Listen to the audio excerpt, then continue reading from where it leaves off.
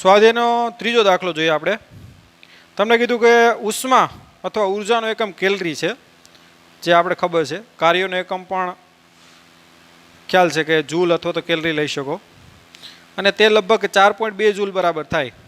ટૂંકમાં 1 કેલરી બરાબર કેટલા થાય? 4.2 જૂલ બરાબર. ઓકે, એ કોઈ અહીં ઉપયોગી નથી એનું કામ, એ તો ખાલી માહિતી જ છે. જ્યાં 1 જૂલ બરાબર કેટલા થાય? તો કે 1 કેજી મીટર સ્ક્વેર પ્રતિ સેકન્ડ સ્ક્વેર. જેવી રીતે ન્યૂટન આપણે જોયું હતું ને કે ન્યૂટન એટલે શું થાય? કેજી મીટર પ્રતિ સેકન્ડ સ્ક્વેર થાય. એમ જૂલ એટલે શું થાય? કેજી મીટર સ્ક્વેર પ્રતિ સેકન્ડ સ્ક્વેર. કેમ કે કઈ રીતે મળશે? તો કાર્ય એટલે ખબર છે, બળ ગુણ્યા શું થાય? સ્થાનાંતર. કાર્ય બરાબર શું થાય? બળ ગુણ્યા સ્થાનાંતર. બળ એટલે ખબર છે F બરાબર ma ઇન્ટુ શું થાય? ડી. હવે એના ઉપરથી કાર્યનો એકમ મળી જાય. કાર્યનો એકમ મેળવવો હોય તો દળ એટલે કેજી, પ્રવેગ એટલે મીટર પર સેકન્ડ સ્ક્વેર, અને સ્થાનાંતર એટલે મીટર. તો થઈ ગયું આ કેજી મીટર ગુણ્યા મીટર એટલે મીટર સ્ક્વેર પ્રતિ સેકન્ડ સ્ક્વેર. આ કાર્યનો શું છે? એકમ. આને આપણે જૂલ નામના વૈજ્ઞાનિકની યાદમાં શું કહીએ? એનો એકમ જૂલ. કેમ કે જૂલ એ વરાળ એન્જિનની શું કરી હતી? શોધ કરી હતી. જેમ્સ પ્રેસ્કોટ જૂલ બરાબર, એ વૈજ્ઞાનિકે વરાળ એન્જિનની શોધ કરી હતી.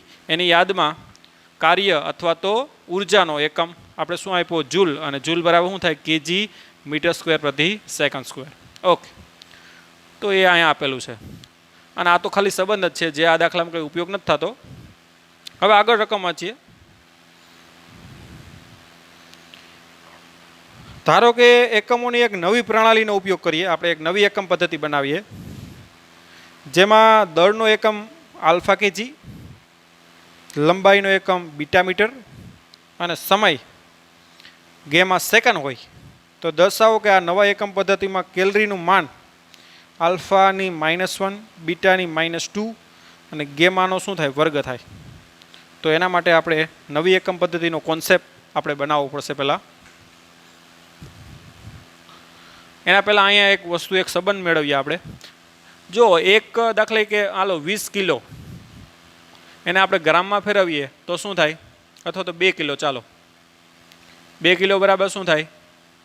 2000 ગ્રામ. તો આ સંખ્યા છે, ધ્યાન આપજો. અને આ શું છે? એકમ. આ સંખ્યા છે અને આ શું છે? એકમ. આ એકમ નાનો છે, ધ્યાન આપજો. તો સંખ્યા કેવી હોય? મોટી હોય, આના પ્રમાણમાં. આ એકમ કેવો છે? મોટો છે. તો સંખ્યા કેવી હોય? નાની હોય.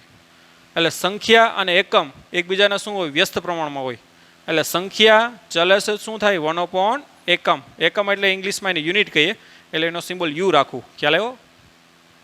સ્મોલ યુ કહી દો, ચાલો. આ સંખ્યા નંબર એટલે એનો સિમ્બોલ એન રાખો. તો સંખ્યા અને યુનિટ એકબીજાના શું હોય? વ્યસ્ત પ્રમાણમાં હોય. એકમ મોટો તો સંખ્યા નાની, એકમ નાનો તો સંખ્યા મોટી. તો એકબીજાના શું હોય? આવી રીતે વ્યસ્ત. ટૂંકમાં એકમ જો મોટો હોય તો સંખ્યા નાની થાય, એકમ નાનો હોય તો સંખ્યા કેવી થાય? મોટી. એટલે એકબીજાના શું હશે? વ્યસ્ત પ્રમાણમાં. એટલે N1 ચલે છે 1/U1 લખાય. હવે નવી એકમ પદ્ધતિ બનાવીએ તો એની સંખ્યા બદલાઈએ, એટલે N2 ચલે છે, એની નવો જે એકમ છે એને U2 કહી દો. એટલે આનો ગુણોત્તર લ્યો તો N1/N2 બરાબર શું આવશે? છેદનો છેદ અંશ બનશે, એટલે U1/U2, U2/U1 વ્યસ્ત છે. એટલે માટે શું લખાય? N1U1 બરાબર શું થાય? N2U2. આ પહેલી એકમ પદ્ધતિ છે અને આ નવી એકમ પદ્ધતિ છે, બરાબર. તો આ તમે સૂત્ર યાદ રાખો, બરાબર. જે JEE અને નીટના કોન્સેપ્ટ માટે પણ આ સૂત્ર અલગથી લઈ શકાય કે ભાઈ N1U1 એટલે આ સંખ્યા છે, આ શું છે? એકમ. બરાબર શું થાય? N2U2. ઓકે, હવે તમને શું કીધું? આપણી જે એકમ પદ્ધતિ છે, જે એસઆઈ એકમ પદ્ધતિ છે, જેમાં આપણું દળ છે કિલોગ્રામમાં છે, લંબાઈ મીટરમાં છે, સમય સેકન્ડમાં છે. તો એમાં ખ્યાલ છે કે એમાં લંબાઈ છે એ મીટરમાં છે, દળ છે એ કેમાં છે કેજીમાં છે, અને સમય છે MLT લખીએ ને આપણે પારિમાણિક સૂત્રમાં એ કેમાં છે સેકન્ડમાં. નવી જે એકમ પદ્ધતિ છે ધ્યાન આપજો, એમાં તમારી લંબાઈ બરાબર 1 મીટર બરાબર શું કીધું બીટા, બરાબર 1 મીટર બરાબર શું કીધું બીટા, ને 1 કેજી બરાબર શું કીધું આપણે જોઈ લઈએ પાછું એક alpha beta gamma. Okay alpha જ છે. દળ કેમાં છે આલ્ફામાં, અને સમય કેમાં છે ગેમા સેકન્ડ. બરાબર, તો આ છે નવી એકમ પદ્ધતિ. બરાબર, ઓકે.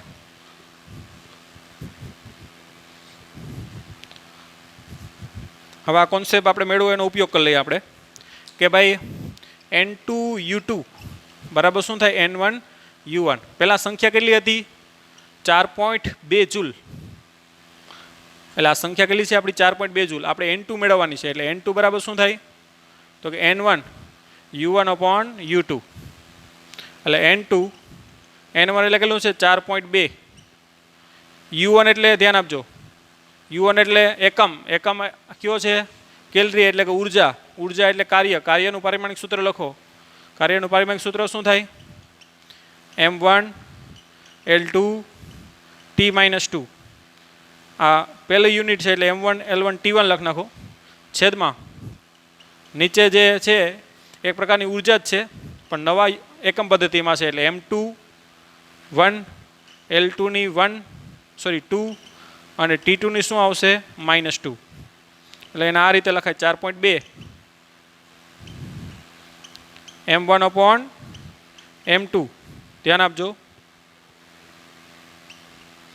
M1/M2 ને આખાની કેટલી ઘાત લખાય 1 ઘાત લખાય. L1/L2 એની કેટલી ઘાત લખાય આ 2 છે ને બેયની, એટલે ઉપર કેટલી લખાય બેયની ઉપર 2 લખી શકાય. અને T1/T2 એની કેટલી ઘાત લખાય તો કે -2. ઓકે ચાલો 4.2 અહીંયા શું છે આપણે 1 કેજી છે બરાબર ને, અને અહીંયા કેટલા કેજી છે આલ્ફા કેજી. નવી યુનિટ સિસ્ટમ પરમાં કેટલા છે આલ્ફા કેજી, તો M1 એટલે 1 કેજી અને એની જગ્યાએ M2 એટલે શું છે આલ્ફા કેજી છે. અહીંયા બીટા મીટર અને ગેમા સેકન્ડ છે ને, અહીંયા 1 મીટર 1 કિલો અને 1 સેકન્ડ છે, તો અહીંયા તમારે alpha metre alpha KG beta metre લેવાનું. એટલે L1 એટલે 1 મીટર છે, ધ્યાન આપજો, આની 1 ઘાત 1 મીટર છે આ, અને આ એટલે કેટલું છે બીટા મીટર એની કેટલી ઘાત 2, અને આ 1 સેકન્ડ હોય તો અહીંયા કેટલી હોય ગેમા સેકન્ડ લેવાનું થાય એની કેટલી ઘાત -2. એટલે કેજી ઉડી જાય, મીટર ઉડી જાય, સેકન્ડ ઉડી જાય, તો લખો અહીંયા 4.2 N2 બરાબર કેટલા આવશે 4.2 1 આલ્ફાની 1 ઘાત, એટલે ઉપર આવશે તો શું લખાય આલ્ફાની -1, પછી 1 બીટાનો વર્ગ છે એટલે બીટાનો નીચે વર્ગ આવે, ઉપર આવશો તો શું લખાય બીટાની -2, અને ગેમાનો શું છે અહીં -2 થઈ જાય ડાયરેક્ટ, એટલે ગેમાની -1 એની -2. ધ્યાન આપજો આમ થાય, ઉપર આવે તો ગેમાની -1 એની -2 એટલે કેટલી થાય ગેમાની +2. બરાબર, તો આ તમને જે સાબિત કરવાનું કીધું આ રીતે કરી શકાય. બરાબર, તો પહેલાં તો આપણે એક કોન્સેપ્ટ મેળવ્યો હતો એ તમારે ધ્યાનમાં લેવાનું થાય. પછી તમને પહેલી જે SI એકમ પદ્ધતિ છે એ લંબાઈ 1 મીટર, નવી એકમ પદ્ધતિમાં બીટા મીટર. દળ છે દળ માટે M વાપરીએ ને પારિમાણિક સૂત્રમાં, તો દળ 1 કેજી, અહીંયા આલ્ફા કેજી લેવાનું, અને સમય 1 સેકન્ડ, તો અહીંયા નવી એકમ પદ્ધતિમાં આલ્ફા સેકન્ડ ગેમા સેકન્ડ. તો પારિમાણિક સૂત્ર મૂકી અને એ આરામથી કરી શકો. હવે આ નવી એકમ પદ્ધતિ છે એ ખાસ કંઈ આવતી ન હોય, તમારે એ ટેન્શન લેવાનું નહોતું થતું કે ભાઈ આ નવી એકમ પદ્ધતિ આવી બનાવવાનું થાય ના, આ ખાલી એક દાખલામાં શું છે ટ્વિસ્ટ કરીને આવું પૂછે એના માટે જ છે. બરાબર, બાકી આવી કંઈ નવી એકમ પદ્ધતિ બનાવી અને એનો યુઝ કરવાનો થતો હોય નહીં. આપણે તો જે સ્ટાન્ડર્ડ એકમ પદ્ધતિ સિસ્ટમ ઓફ ઇન્ટરનેશનલ એટલે કે આંતરરાષ્ટ્રીય એકમ પદ્ધતિનો શું કરીએ છીએ, ઉપયોગ કરીએ. અને નવી એકમ પદ્ધતિ તો એ ખાલી દાખલામાં તમને આવી રીતે ટ્વિસ્ટ કરીને બનાવતા આવડે એના માટે જ છે. બરાબર, ઓકે. હવે સ્વાધ્યાયનો ચોથો, એમાં કંઈ ગણવા ભણવાનું કંઈ છે નહીં, ચર્ચા જ કરવાની છે આપણે બંને વચ્ચે. તમને કીધું કે આ કથનને સ્પષ્ટ રીતે સમજાવો. સરખામણી માટેના માનાંકોની સ્પષ્ટતા કર્યા વગર પારિમાણિક રાશિ મોટી છે કે નાની તેમ કહેવું શું છે, ટૂંકમાં થોડુંક રોંગ કહેવાય. બરાબર, તેવું કહેવું અર્થવિહીન છે. બરાબર, તો આ બાબતને ધ્યાનમાં રાખી નીચેલા પેલા કથનો છે એને આપણે જો સાચા હોય તો વાંધો નહીં, પણ જો ખોટા હોય તો આપણે એને પાછા લખવાના છે. ઓકે, પહેલું છે, હવે આપણે જોઈએ એટલે રકમ તમને ખ્યાલ આવી જાય ડાયરેક્ટ, કે પરમાણુઓ ખૂબ જ નાના પદાર્થ છે. આ વિધાન કેવું છે, ખોટું છે, કેમ કે પરમાણુ સાથે કોઈની સરખામણી નથી કરી. પરમાણુ આપણે ખબર છે એકદમ નાના છે. પરમાણુની સાઇઝ છે એ કેટલી હોય, 10⁻10 મીટરના ક્રમની હોય. પણ પરમાણુને કોઈની સાથે સરખાવવા પડે કે ભાઈ પરમાણુ છે ને, આ પેન છે ને, આ પેનના પોઈન્ટ કરતાં પણ કેવા છે, નાના. અથવા તો પરમાણુ છે એ ટાંકણી કરતાં પણ કેવા છે, નાના. અથવા તો પરમાણુ છે એ બોલપેનના પોઈન્ટ કરતાં પણ કેવા છે, નાના છે. આવી રીતે સરખામણી કરી અને વાક્ય તમારે સુધારવું પડે. તો એ તમારું વાક્ય આ રીતે લખવાનું છે. હવે બી જોઉં તમે કે ભાઈ જે જેટ પ્લેન છે એ ખૂબ જ ઝડપથી ચાલે છે. આ વિધાન કેવું છે, ખોટું છે. શા માટે? કેમ કે જેટ પ્લેન કરતાં તો પ્રકાશનો વેગ એનાથી પણ ક્યાંય વધારે છે. ખ્યાલ આવ્યો તમને? જેટ પ્લેન છે માનો કે 400 કિલોમીટર/અવરની સ્પીડે ચાલે અથવા 1000 કિલોમીટર/અવરની સ્પીડે ચાલે, નો પ્રોબ્લેમ. એના કરતાં પ્રકાશ છે 3 લાખ કિલોમીટર પ્રતિ સેકન્ડની સ્પીડે ચાલે. ઓનલી 1 સેકન્ડમાં 3 લાખ કિલોમીટર કાપે. તો એની સાપેક્ષમાં તો જેટ પ્લેનની સ્પીડ કેવી કહેવાય, ઓછી કહેવાય. એટલે આ વિધાન કેવું કહેવાય, ખોટું વાસ્તવમાં. પણ આપણે એમ કહી શકીએ કે સાયકલ કરતાં જેટ પ્લેન છે એ ખૂબ જ ઝડપથી ચાલે છે. બરાબર, કેમ કે સાયકલની સ્પીડ એ પ્રમાણે હોય. તો આવી રીતે સરખામણી કરી અને વાક્ય તમારે એ બદલવાનું છે કે ભાઈ સાયકલની ઝડપ કરતાં જેટ પ્લેન ખૂબ જ વધારે ઝડપથી ચાલે છે. આ રીતે વાક્ય લખવાનું થાય. પછી સી, જુપિટરનું દળ, જુપિટર એટલે ગુરુ ગ્રહ, એનું દળ ખૂબ જ વધુ છે. આપણે ખ્યાલ છે એનું દળ ખૂબ જ વધારે છે. એના કરતાં પણ બ્લેક હોલ છે અથવા બીજા તારાઓ છે, આપણો સૂર્ય છે, એના દળો એના કરતાં પણ કેવા છે, વધારે છે. તો ત્યાં આ જુપિટર છે નાનો પડે. તો એ વિધાન કેવું પડે, ખોટું. પણ આપણે એમ કહી શકીએ કે ભાઈ ગુરુ છે એટલે કે જુપિટર છે એનું દળ ચંદ્ર અથવા તો પૃથ્વી કરતાં કેવું છે, વધારે. એટલે કે આપણી સૂર્યમંડળ છે એમાં 8 ગ્રહો છે, એમાં ગુરુ ગ્રહ છે એ સૌથી કેવું છે, એનું દળ અથવા કદ કેવું છે, વધારે. બધા ગ્રહો ભેગા થઈ જાય તો પણ ગુરુ ગ્રહ છે એ કેવો થાય, મોટો થાય. બરાબર, તો તમે આ વિધાન લખી શકો કે આપણી પૃથ્વી કરતાં, આપણીનો લખો ચાલે કે એમ લખો ચાલે કે પૃથ્વી કરતાં ગુરુનું દળ કેવું છે, વધારે. તો એ રીતે સાચું બને. તો ABC વાક્ય આ રીતે સુધારવાના છે. પછી ચોથું કે આ રૂમમાં રહેલી હવામાં અણુઓની સંખ્યા ખૂબ જ વધારે છે. આ જે રૂમ છે, માનો કે તમારો રૂમ કે આ રૂમ જે હોય, રૂમ તો રૂમ જ છે, એમાં અણુઓની સંખ્યા ખૂબ જ કેવી છે, વધારે. તો એ વાક્ય કેવું છે, ખોટું છે. બરાબર, કેમ કે એના કરતાં દાખલે કે મોટા ઓરડા હોય અથવા તો એની કરતાં બાહ્ય વાતાવરણ છે. બરાબર, એમાં એની સંખ્યા ખૂબ જ વધારે હોઈ શકે. અથવા તો કોઈ બોટલમાં પણ કમ્પ્રેસ કરીને ભર્યો હોય વાયુ, તો એમાં પણ કેવી હોઈ શકે, અણુઓની સંખ્યા વધારે હોઈ શકે. તો એ વિધાન ખોટું પડે એ રીતે. પણ એ રીતે લખી શકો કે 1 મોલ બરાબર કેટલા થાય, 6.022 × 10⁻23 આટલા હવાના અણુઓ અથવા તો પરમાણુ થાય. એના કરતાં રૂમમાં રહેલા હવાના અણુઓની સંખ્યા કેવી હશે, વધારે. 1 મોલ એટલે કે 6.022 × 10⁻23 થાય અણુઓ. એના કરતાં હવામાં કેવી હશે, વધારે, કેમ કે હવામાં ઘણા બધા મોલ આવતા હોય. બરાબર, તો એ રીતે તમે એ સરખામણી કરી શકો કે 1 મોલ હવા કરતાં રૂમમાં રહેલા હવામાં અણુઓની સંખ્યા કેવી હોય, વધારે હોય. કેમ કે રૂમમાં ઘણા બધા મોલ આ રીતે હોય. તો એ રીતે સુધારવું પડશે વાક્યને.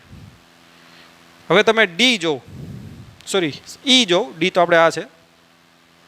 તમને કીધું કે ઇલેક્ટ્રોન કરતાં પ્રોટોનનું દળ વધારે છે. આ વિધાન સાચું છે કે ઇલેક્ટ્રોન કરતાં પ્રોટોનનું દળ કેવું છે, વધારે. કેમ કે ઇલેક્ટ્રોનનું દળ છે, માસ ઓફ ઇલેક્ટ્રોન એ કેટલું છે, 9.1 મલ્ટીપ્લાય 10⁻³ kg અને પ્રોટોનનું દળ 1.67 મલ્ટીપ્લાય 10⁻27 kg બરાબર. તો એનો દળનો ગુણોત્તર લખો તમે, તો આપણે આ માપક્રમ જ લઈ લઈએ ડાયરેક્ટ.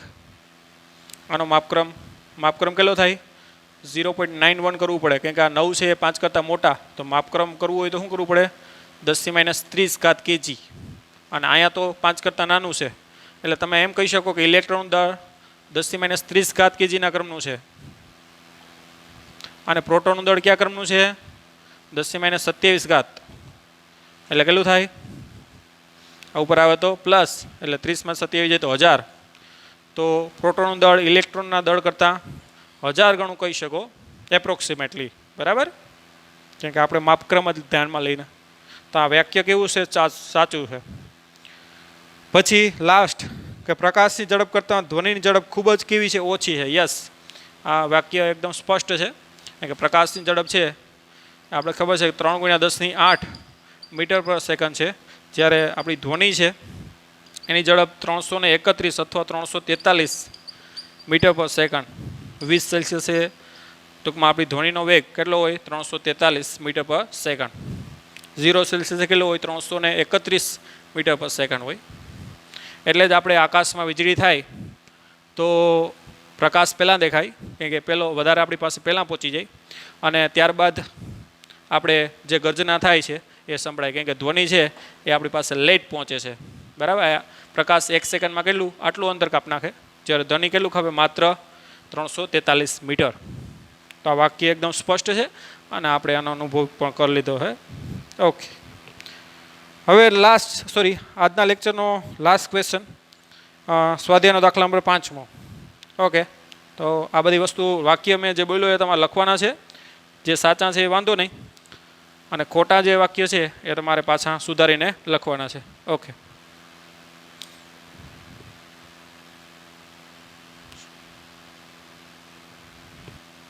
સ્વાધ્યાયનો 5મો દાખલો.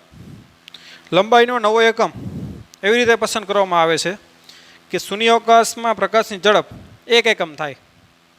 ધ્યાન આપજો, શૂન્યાવકાશમાં પ્રકાશની ઝડપ ખ્યાલ છે 3×10⁸ મીટર પર સેકન્ડ છે, જેને આપણે 1 એકમ કહી દેવાના.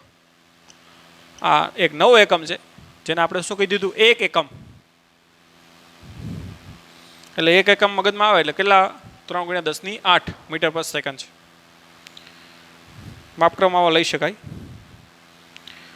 જો પ્રકાશને સૂર્યથી, આપણો પ્રકાશ જે નીકળે સૂર્યપ્રકાશ, અને પૃથ્વી પાસે પહોંચે તો એટલું અંતર કાપતા એને પ્રકાશને 8 મિનિટ અને 20 સેકન્ડ લાગે છે. એટલે કે 8 મિનિટ એટલે કેટલી થાય સેકન્ડમાં? 8×6 = 480 વત્તા 20 સેકન્ડ, એટલે કે કેટલી સેકન્ડ લાગે એને? 500 સેકન્ડ લાગે, એમ પણ કહી શકો. પ્રકાશને સૂર્યમાંથી પૃથ્વીમાં પહોંચતા કેટલી સેકન્ડ લાગે? 500 સેકન્ડ. તો લંબાઈના નવા એકમ પ્રમાણે સૂર્ય અને પૃથ્વી વચ્ચેનું અંતર કેટલું? ઓકે, તો વેગ આપી દીધો. વેગ બરાબર શું થાય? અંતર ભાગ્યા સમય, ઝડપ બરાબર અંતર ભાગ્યા સમય. માટે અંતર બરાબર ઝડપ ગુણ્યા સમય. સીધો રસ્તો છે એટલે વેગ અને ઝડપ ચાલે, બાકી વેગ અને ઝડપ બંને વસ્તુ કેવી છે? અલગ અલગ છે. તો અંતર બરાબર ઝડપ કેટલી છે અહીંયા? તો કે 3×10⁸, અને સમય કેટલો છે? 500. હવે આને તો આપણે 1 એકમ કીધું, તો કેટલું થશે? આ 500 એકમ થશે. નવી એકમ પદ્ધતિ પ્રમાણે આ જે અંતર છે સૂર્ય અને પૃથ્વી વચ્ચેનું અંતર એ કેટલું થશે? 500 એકમ. જ્યાં યાદ રાખવું પડે કે 1 એકમ બરાબર આટલું, અને એનો ગુણાકાર કરી અને જવાબ તમે મીટરમાં પણ મેળવી શકો. ઓકે, તો આ રીતે વિદ્યાર્થી મિત્રો સૂર્યમાંથી પણ પ્રકાશને પૃથ્વીમાં પહોંચતા 8 મિનિટ અને 20 સેકન્ડ લાગી જાય છે. ખ્યાલ આવ્યો? જે મોટો સમયગાળો છે. સપોઝ કે સૂર્ય ત્યાંથી ગાયબ થઈ જાય તો 8 મિનિટ ને 20 સેકન્ડ સુધી તો આપણે પ્રકાશ એ રીતે મળે જ છે, બરાબર. મેં તમને આગળ પણ કીધું હતું, ઘણા બધા તારાઓ છે એટલો હજારો પ્રકાશ વર્ષ દૂર છે કે ભાઈ પ્રકાશને પણ પહોંચતા માટે અહીંયા 1000 વર્ષ લાગી જાય, બરાબર. તો એ તારા ત્યાં ના પણ હોય તો પણ 1000 વર્ષ સુધી એનો પ્રકાશ છે એ સૂર્ય પૃથ્વીમાં પહોંચતો હોય.